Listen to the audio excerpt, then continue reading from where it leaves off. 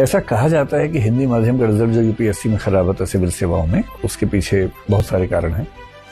ये भी कहा जाता है कि उसके पीछे यूपीएससी भी एक कारण है, क्योंकि यूपीएससी एक इनसेंसिटिव तरीके से इस विषय को देखता है। अब हिंदी माध्यम के बड़े ब्राइट कैंडिडेट हमें लग रहे हैं। मैं आपकी राय जानना चाह रहा हूँ कि ऐसा क्या कारण है कि हिंदी माध्यम की परफॉर्मेंस का लेवल सिविल सर्विसेज में वैसा नहीं है जैसे पहले था इस जमाने में, और क्या उपाय इसके किए जाने चाहिए सरकार को, यूपीएससी को या किसी भी मंच को, जिससे ये रिप्रेजेंटेशन ठीक हो सके? क्या एग्जाम के सिस्टम में कुछ करने की जरूरत है या कुछ और? सर, सबसे पहले मैं ये बताना चाहूँगा कि जो यूपीएससी एक बहुत ईमानदार संस्था है और इस प्रकार के किसी भी यूपीएससी पर किसी भी सवाल उठाना सही नहीं होता।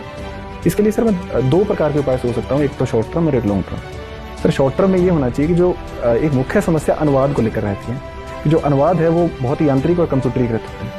तो अनुवाद के स्तर पर अगर अच्छे से प्रयोग किए जाएं तो शायद हिंदी माध्यम के विद्यार्थी प्रश्नों को अच्छे से समझ पाएंगे। जैसा कि सर प्लेटो ने कहा है कि प्रश्न को समझ लेना ही आधा उत्तर है।